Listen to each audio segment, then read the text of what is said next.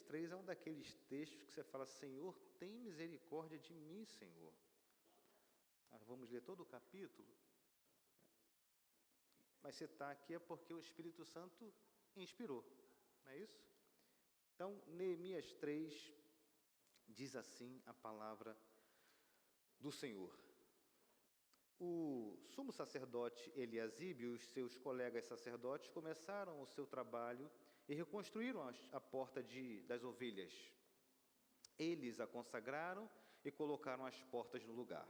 Depois construíram um muro até a torre dos 100, que consagraram, e até a torre de Ananeel. Os homens de Jericó construíram o trecho seguinte. Zacur, filho de Inri, construiu logo adiante. A porta do peixe foi reconstruída pelos filhos de Hassenaá. Eles puseram os batentes e colocaram as portas, os ferrolhos e as trancas no lugar. Meremote, filho de Urias, neto de Acós, fez os reparos do trecho seguinte. Ao seu lado, Mesulão, filho de Berequias, neto de Messesabel, fez os reparos, e ao seu lado, Zadok, filho de Baaná, também fez os reparos. O trecho seguinte foi reparado pelos homens de Tecoa, mas os nobres dessa cidade não quiseram se juntar ao serviço, rejeitando a orientação dos seus supervisores. A porta Gesana foi consertada por Joiada, filho de Pazéia, e por Mesulão, filho de Besodias. Eles puseram os batentes e colocaram as portas, os ferrolhos, as trancas no lugar. No trecho seguinte, os reparos foram feitos por Melatias de Gibeon e Jadom de Meronote, homens de Gibeon e de Mispá, localidades que estavam sob a autoridade do governador da província do Trans-Eufrates. Uziel, filho de Araías, um dos ourives, fez os reparos do trecho seguinte, e Ananias, um dos perfumistas, fez os reparos ao seu lado. Eles reconstruíram Jerusalém até o muro largo. Refaías, filho de Ur, governador da metade do distrito de Jerusalém, fez os reparos do trecho seguinte. Ao seu lado, Gedaías, filho de Harumafi, fez os reparos em frente da sua casa, e Ratus, filho de Hassabineias, fez os reparos ao seu lado. Malquias, filho de Harim, e Hassub, filho de Paate, Moabe, repararam outro trecho e a torre dos fornos. Salum, filho de Aloés, governador da outra metade do distrito de Jerusalém, fez os reparos do trecho seguinte com a ajuda de suas filhas.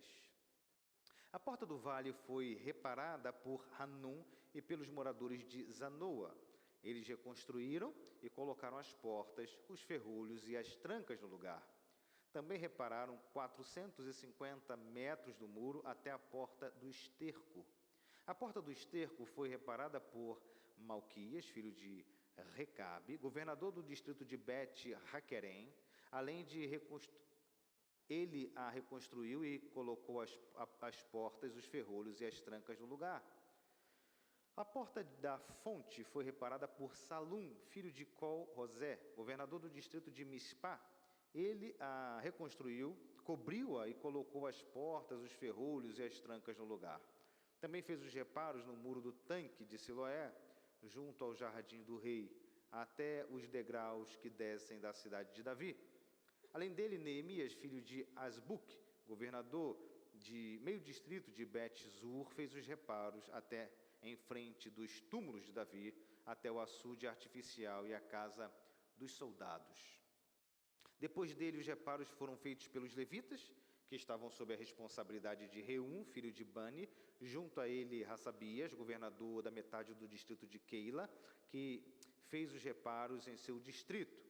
Depois dele, os reparos foram feitos pelos seus compatriotas, que estavam sob a responsabilidade de Binui, filho de Enadad, governador da metade do distrito de Keila.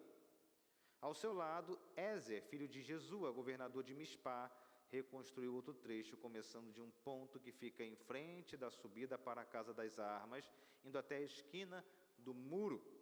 Depois dele, Baruque, filho de Zabai, reparou com zelo outro trecho, desde a esquina do muro até a entrada da casa do sumo sacerdote Eliasibe. Em seguida, Meremote, filho de Urias, neto de Acós, reparou outro trecho, desde a entrada da casa de Eliasibe até o fim dela. Os demais reparos foram feitos pelos sacerdotes das redondezas. Depois, Benjamim de Assube fizeram os reparos em frente da sua casa, e ao lado deles, Azarias, filho de Maacéias, filho de Ananias, fez os reparos ao lado de sua casa. Depois dele, Binui, filho de Henadade, reparou outro trecho, desde a casa de Azarias até a esquina do muro. E Palau, filho de Uzai, trabalhou em frente da esquina do muro e da torre que sai do palácio superior, perto do pátio da guarda.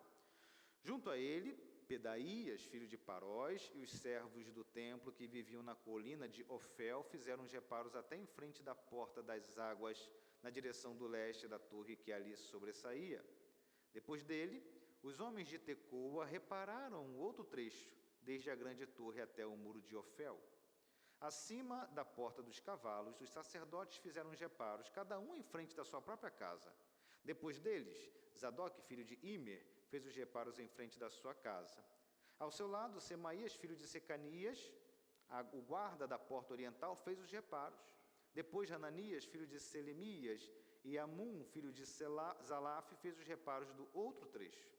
Ao seu lado, Mesulão, filho de Berequias, fez os reparos em frente da sua moradia. Depois dele, Malquias, um ourives, fez os reparos do muro até a casa dos servos, do templo e dos comerciantes, em frente da porta da inspeção, até o posto de vigia da esquina, e entre a sala acima da esquina e a porta das ovelhas, os ourives e os comerciantes fizeram os reparos. Amém. Pai bendito, eis a tua palavra, Senhor. Se está aqui é porque é revelação tua, inspirada pelo Senhor, para que nos ensine algo, Senhor. Mas é um texto tão difícil, Senhor, tão difícil para nós. Ajuda-nos, Senhor, a refletir na tua palavra e tirar ensinamentos, para que esses ensinamentos se transformem em práticas e essas práticas sirvam também de ensinamento para outras pessoas. É assim que a gente vive o discipulado. Ajuda-nos, portanto, agora, à luz do Teu Espírito Santo, nós oramos em nome de Jesus. Amém. Amém. Esse é um daqueles textos que, se a gente puder escolher, a gente não prega. Se puder escolher, a gente tira esse texto, porque é obra do começo ao fim, né? Parece até um pouco com a gente aqui, que é obra do começo ao fim, não é? Mas se está aqui a revelação do Senhor. Nós vimos no capítulo 1 de Neemias que ele recebe notícia do seu povo. Neemias recebe notícia do seu povo. E as notícias não são boas. As notícias não são boas. Notícia é que o povo estava numa situação de grande dificuldade. Verso 3 do capítulo 1 diz assim, a resposta que ele recebeu. Aqueles que sobreviveram ao cativeiro e estão lá na província passam por grande sofrimento e humilhação. E diante daquela notícia, Neemias senta e chora. A palavra diz que ele passou dias se lamentando, jejuando e orando. Diante daquela notícia do seu povo em Jerusalém. No capítulo 2, nós já meditamos aqui no capítulo 2 também. Do capítulo 1 para o capítulo 2 tem algo em torno de 4 meses. A ideia é que esses 4 meses, Neemias chorava, orava, jejuava, se preparava também. Clamava pelo povo. 4 meses depois, já no capítulo 2, Neemias ora, aquela oração, fração de segundos, ele ora e fala com o rei Artaxerxes. Ele se apresenta diante do rei com o rosto um pouco xoxinho. O rei pergunta, ele ora e fala com o rei. Em outras palavras, ele fala, deixa eu voltar para reconstruir o muro da cidade dos meus pais, onde foram enterrados meus pais, onde foram sepultados meus pais. A cidade passa por período de grande humilhação, deixa eu voltar. Ele tinha medo, é claro, era bastante arriscado essa postura diante do rei, o homem mais poderoso da época. Mas visto que a boa mão do Senhor estava sobre ele, visto que a boa mão estava sobre Neemias, o rei Artaxerxes não só libera para que ele retornasse para Jerusalém, mas como ele teve escolta, ele teve riquezas. Troca, por favor, senão eu não vou conseguir. Venha para cá, por favor. Isso, venha para cá, por favor. Porque aí vocês... Isso, porque aí vocês não se atrapalham. Ele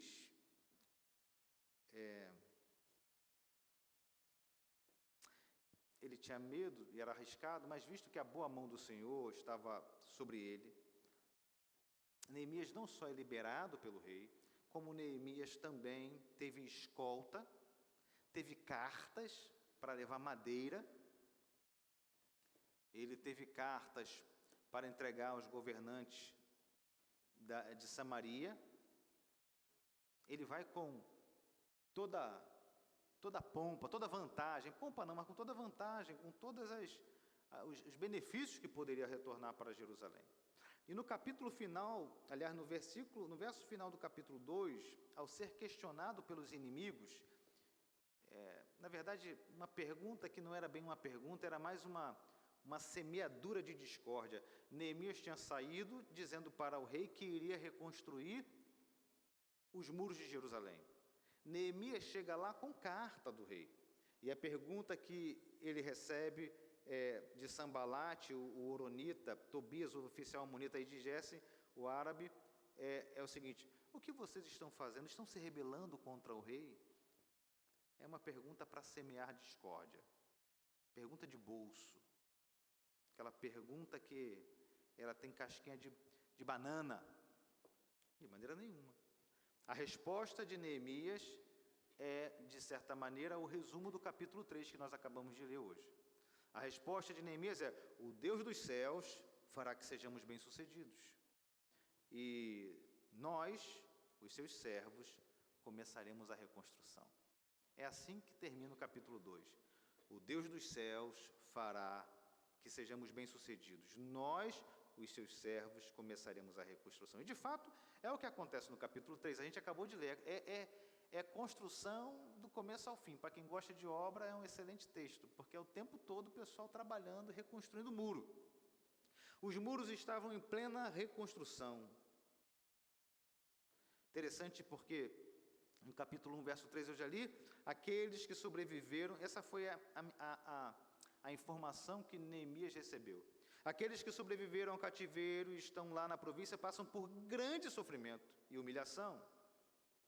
Portanto, aqui, no capítulo 3, já não traduz mais a situação do povo de humilhação.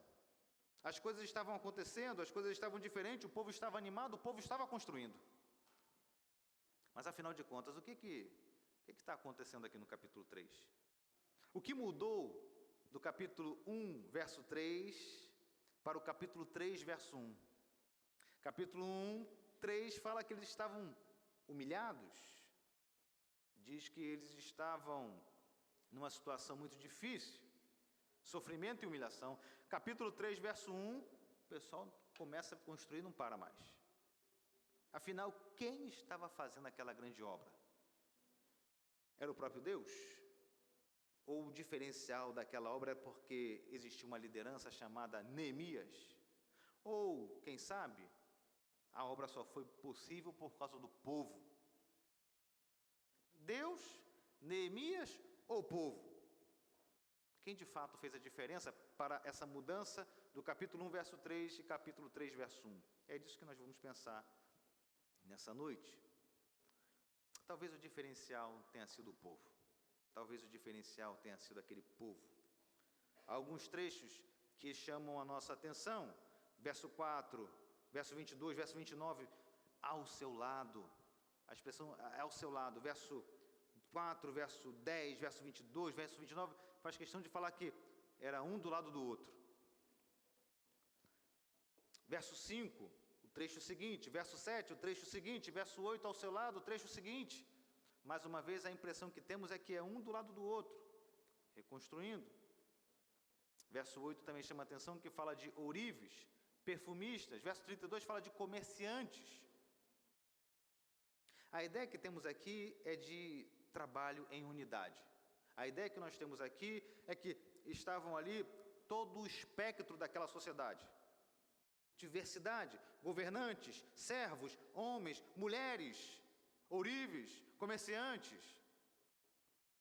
Um do lado do outro, ombro a ombro, trabalhando. Tinham até judeus que estavam em outra cidade. No verso 7, diz assim: no trecho seguinte, os reparos foram feitos por Melatias, de Gibeon, e Jadom, de Meronote, homens de Gibeon e de Mispá, localidades que estavam sob a autoridade do governador da província do Transeufrates. Judeus de outras cidades vieram para ajudar. A diversidade ali era total.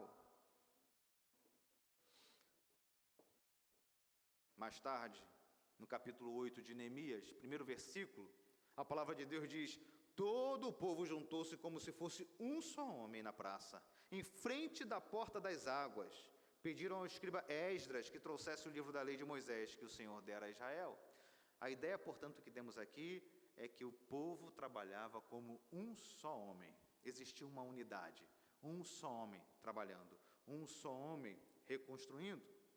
E essa postura do povo de Deus caminhando, trabalhando, servindo, construindo como um só homem, descreve o ideal da igreja, descreve o ideal ou o desejado pelo Senhor da igreja. Foi isso que Jesus disse que queria, um povo que caminhasse em unidade, com o mesmo propósito e com as ações conjuntas que reflitam essa realidade. É importante a gente pensar que um mesmo propósito deve se refletir em ações conjuntas que apontem para essa realidade.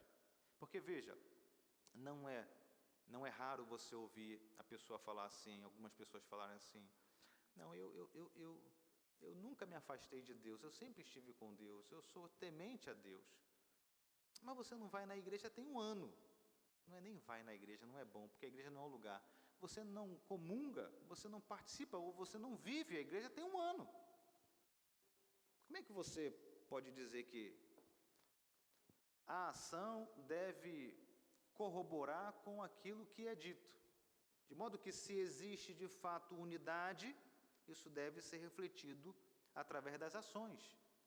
Esse povo estava trabalhando todos conjuntamente. Aliás, isso é tão interessante porque isso começa em casa.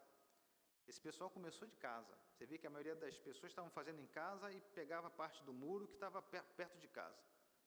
Provérbios 21, 19 diz assim: melhor é viver no deserto do que com uma mulher briguenta e amargurada. Melhor é viver no deserto do que com uma mulher rixosa. Mas tem homem briguento também e amargurado, não tem não? O princípio aqui é o mesmo. Para que a igreja caminhe em unidade, é terrível você caminhar com uma pessoa briguenta, uma pessoa amargurada, rixosa, reclama de tudo.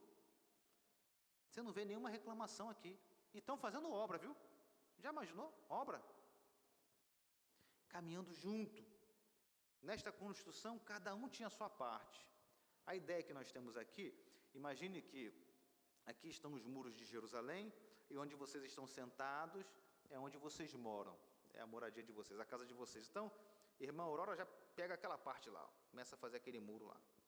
É assim. Josemar, outra parte da janela. Florisvaldo pega essa parede. Nai pega essa porta aqui, e por aí vai. A cidade estava toda ao redor. Cada um pegava uma parte. Cada um fazia um muro, depois outro, e iam reconstruindo. A ideia é essa. Cada um dava o seu melhor. Nem todos eram profissionais da obra. Eu sou uma parte que dependesse de mim, misericórdia, Raimundo. O muro ia ficar, ó. Mas não tem registro de reclamação aqui. Tinha ourives, tinham governantes, perfumista. Todo mundo trabalhando, todo mundo trabalhando. Provavelmente cada um ficava com uma parte do muro mais próxima de sua casa, como eu disse. Mas a ideia é que trabalhavam ombro a ombro. Trabalhavam ombro a ombro. Aliás, Colossenses 3,13 diz assim: suportando-vos uns aos outros e perdoando-vos uns aos outros, se algum tiver queixa contra o outro, assim como Cristo vos perdoou, assim fazei vós também. É suportando uns aos outros. Imagina uma obra dessa. cada um com um estilo, cada um de uma forma, é para suportar mesmo. Certamente que se eu tivesse num momento como esse, alguém ia chegar, deixa comigo aqui que eu te dou uma força aqui. Quando for para pintar, você vem e pinta, porque você... Né? Suportando uns aos outros, porque não eram todos profissionais, não. Portanto, talvez tenha sido a união desse povo que tenha permitido essa grande obra. Talvez tenha sido a grande união desse povo que tenha suportado para que essa obra fosse adiante. Mas uma outra forma de pensar, talvez o grande diferencial dessa obra, e eu transiciono aqui para o segundo ponto, talvez o grande diferencial tenha sido a liderança de Neemias. Aliás, se eu falar Esdras ao invés de Neemias, os irmãos já sabem, me perdoem, já sabem que é Neemias.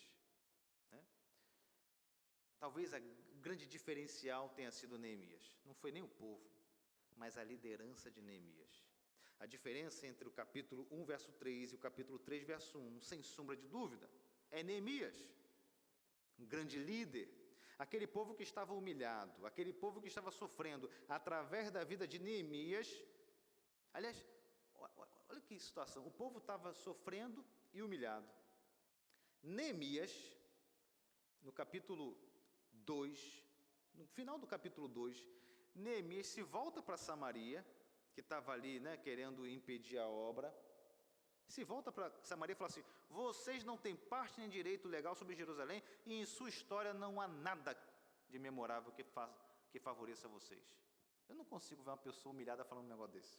Você consegue ver uma pessoa humilhada, sofrendo? Já tem uma mudança aqui. Já tem uma mudança. Neemias era um grande líder.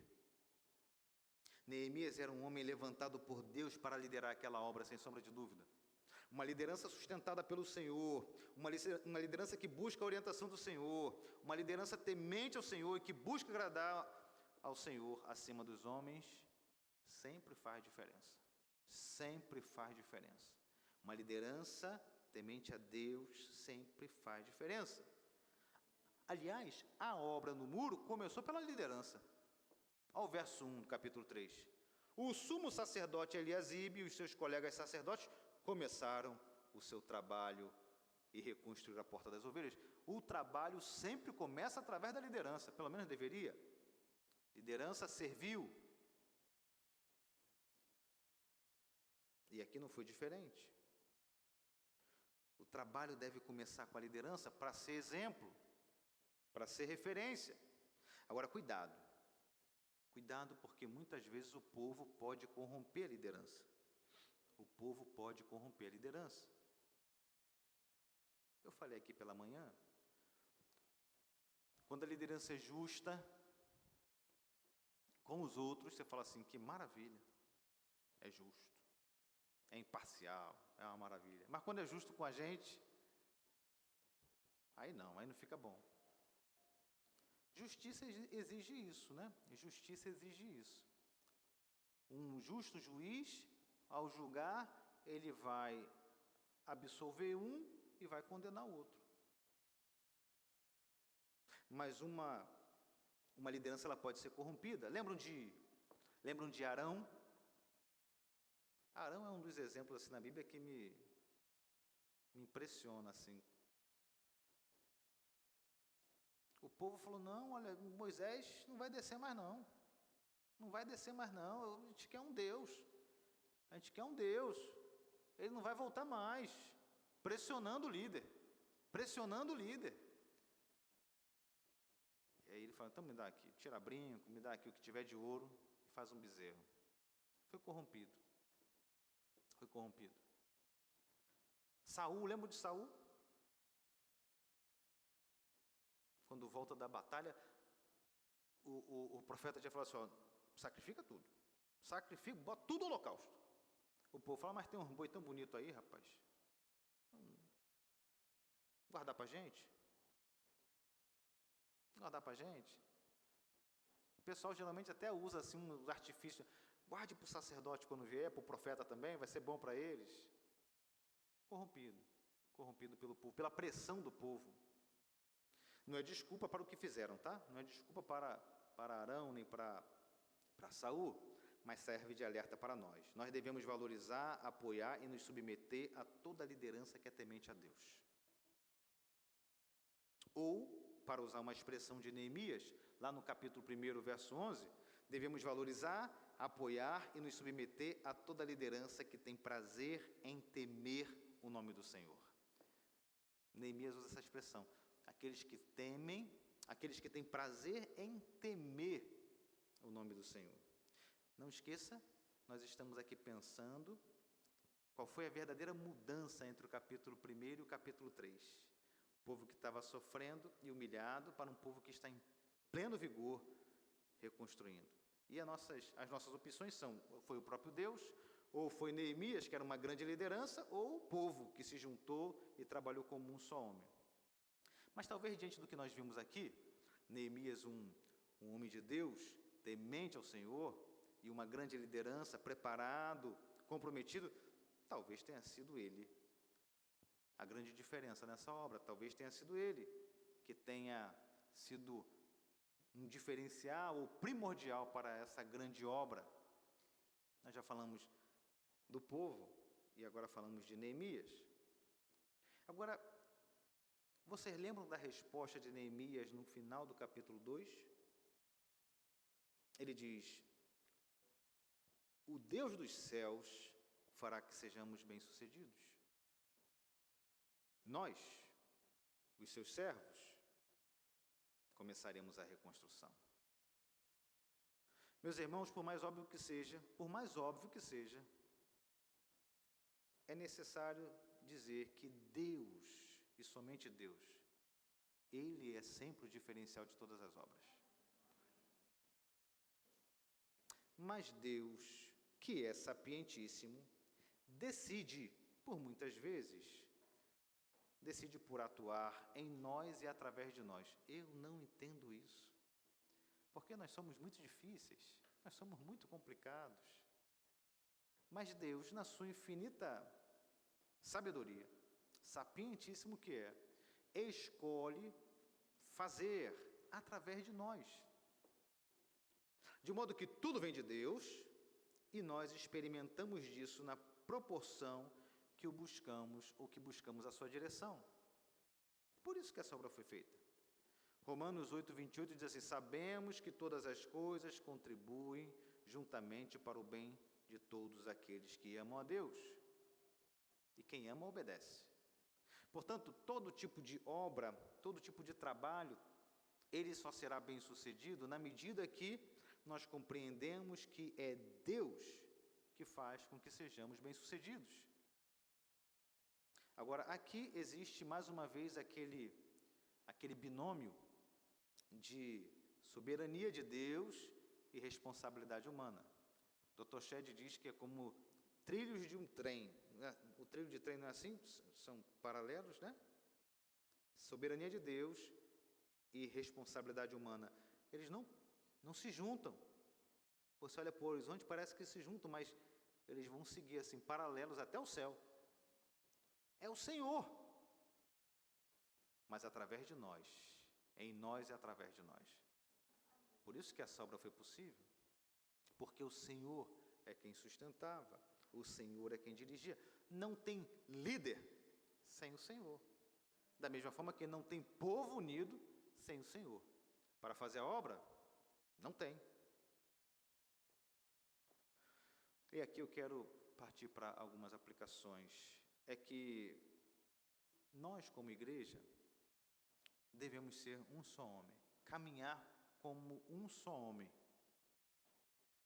Em nossos pensamentos, em nossas ações, uma igreja que caminha como um só homem faz toda a diferença. Aquela obra foi graças a um povo que era um só homem. Homens, mulheres. Vocês viram a quantidade de pessoas? Vocês viram a variedade de pessoas? Homens, mulheres, todo tipo. Profissionais horríveis, comerciantes, governantes, todo tipo.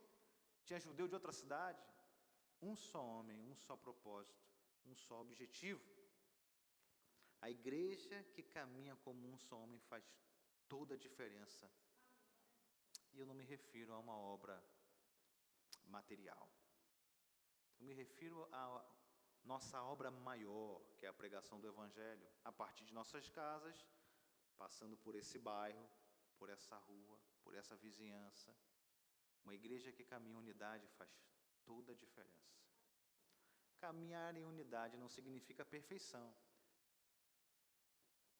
Não significa perfeição. Mas sem amargura, reclamação o tempo todo,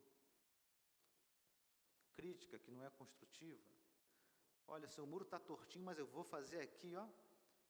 Faz que nem aqueles pedreiros que não conseguem botar no prumo, fala assim, no cimento a gente, não é assim? No reboco. Bota o reboco desse tamanho para botar no prumo. Às vezes é assim. Às vezes é assim. Caminhando em unidade. Agora, preste atenção. Vocês viram a variedade de pessoas, não? Gente de tudo quanto é canto, de todo tipo de profissão. Mas sempre existirão preguiçosos e indiferentes na obra. Sempre existirão preguiçosos e pessoas indiferentes à obra. Olha o verso 5. O verso 5 diz: o trecho seguinte foi reparado pelos homens de Tecoa, mas os nobres dessa cidade não quiseram se juntar ao serviço, rejeitando a orientação de seus supervisores. Preguiçoso ou indiferente, e ainda uma espécie de anarquista, não se submete à supervisão. Sempre terá. Os nobres daquela cidade de Tecoa não participaram. Que pena para eles. Que pena para eles. Os cidadãos comuns de Tecoa participaram. Veja o texto de novo, verso 5. O trecho seguinte foi reparado pelos homens de Tecoa. Mas os nobres da cidade não quiseram se juntar. Que pena para eles. Porque os homens de Tecoa participaram, não ficaram indiferentes. Não ficaram indiferentes. Não só participaram, como se entregaram em dobro. Verso 27. Olha o verso 27. Depois dele, os homens de Tecoa repararam outro trecho. Sempre terá preguiçoso e indiferente na obra. Pena para eles. Tem gente que faz o dobro com satisfação plena. Dobradamente satisfeito. Dobradamente satisfeito. É uma pena. Não se preocupe com o preguiçoso, não se preocupe com o indiferente. Sabe por quê? Porque Deus nunca é indiferente. Ele tudo sabe, Ele tudo vê. Ele nunca é indiferente. No meio dessa multidão de gente, no meio dessa diversidade de gente, no meio dessa obra grandiosa, a palavra de Deus registra lá no verso 20. Depois de Baruque, filho de Zabai, reparou com zelo outro trecho. Olha que coisa interessante. É o único momento que a palavra zelo aparece aí. Fulano reconstruiu, fulano pegou a sua parte, fulano reconstruiu, o outro pegou a sua parte. Quando chega no verso 20, ele fala assim, Baruque, filho de Zabai, reparou com zelo. Nada passa despercebido pelo Senhor. Nada passa. Ele sabe, inclusive, quem faz com mais zelo. Ele sabe, inclusive, quem faz com mais amor, com mais dedicação. Não passa. O Senhor faz questão de destacar, em meio à multidão que tinha de gente ali, quem fazia com zelo, quem fazia assim de maneira diferenciada. Da mesma forma como aqueles que são preguiçosos, indiferentes e até anarquistas, o Senhor também destaca aquele que faz com zelo. Destacou Tecoa, que os homens comuns de Tecoa fizeram em dobro, e destacou também Baruque, que fez com zelo. O Senhor não deixa passar. Ele faz questão de registrar na sua palavra, Baruque fez com zelo, mas tudo que foi diferente, bem aprumadinha a parede, com zelo. Agora, falando de líderes, tem um colega que, ele falando de um outro pastor, ele fala que Quando a igreja está para escolher um pastor, por exemplo, é um pastor bem antigo, ele fala assim, uma frase que ele fala assim, olha, é muito difícil a igreja escolher aquele que Deus já escolheu. É muito difícil a igreja escolher aquele que... Quando a igreja está se preparando para uma sucessão, né? É muito difícil a igreja escolher aquele que Deus já escolheu. Eu penso que não. Eu penso que não. Eu respeito quem pensa diferente, mas eu penso que não. Penso que a nossa régua deve ser a Escritura Sagrada. Eu não trato aqui de perfeição, mas nossa régua deve ser a Escritura Sagrada. De fato existe, busca por viver o que a Escritura diz. Um líder temente a Deus faz toda a diferença. Um líder temente a Deus faz toda a diferença. Que líder foi Abraão? Que líder foi Moisés? Quantos líderes a palavra nos mostra? Quantos líderes já passaram por nossas vidas? Não é? Alguns líderes que passaram por minha vida que foram bênção. Outros que não foram tão bênção assim. Paciência. Não compare. Não é sábio comparar. Não é sábio comparar. É pouco sábio comparar. É mais proveitoso desfrutar, amar, aproveitar o tempo que você tem. Mas a nossa régua deve ser sempre a Escritura Sagrada.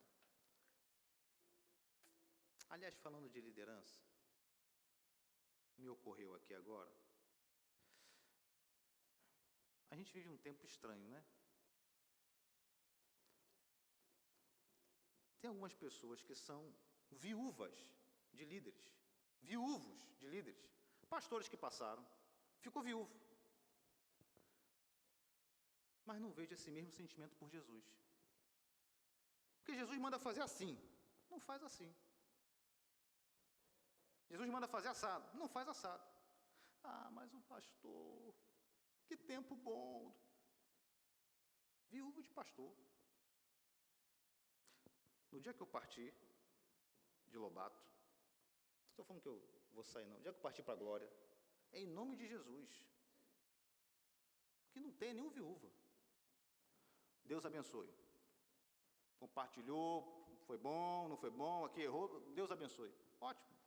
O Senhor da igreja é Jesus. Tem espaço para a gente ficar chorando, fulano. Não tem espaço para isso não, gente. Isso não é cristão. Isso não é cristão. Você tem um sentimento de amor, de ótimo. Eu tenho por muitos. Não tem problema nenhum com relação. Aliás, devemos ter sentimento de carinho, de amor, de compaixão. Eu falo com alguns dos meus pastores até hoje. Ontem mesmo estava falando com o pastor primeiro pastor a investir na minha vida, é ele do Rio. Falei com ele 1 hora. Benção em minha vida. Mas a gente tem que ter atenção com isso.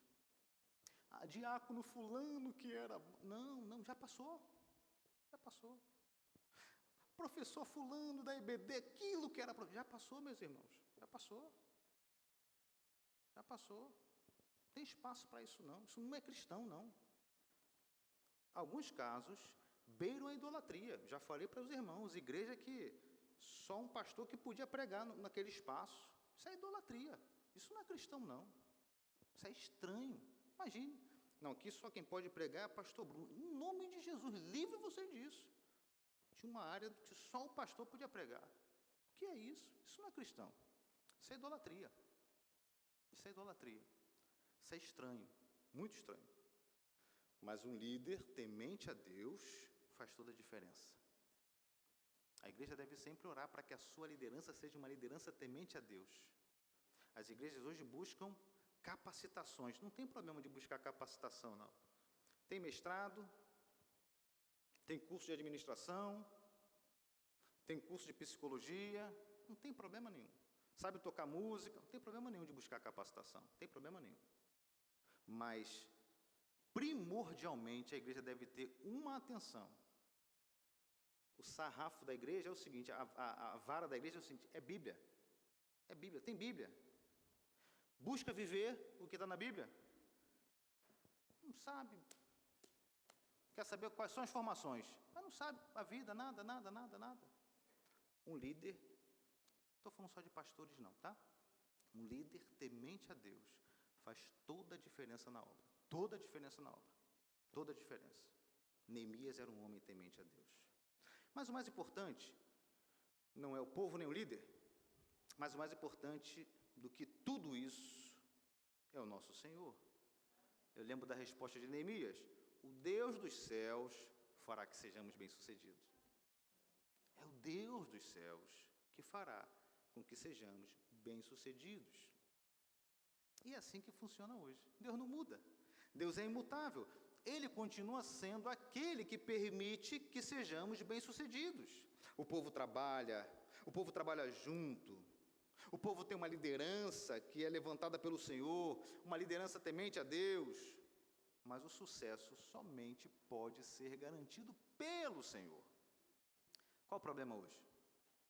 Talvez a nossa maior dificuldade resida na palavra sucesso, ou na palavra bem-sucedido.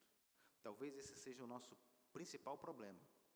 Porque sucesso para nós hoje, para nós não, para o mundo hoje, são conquistas.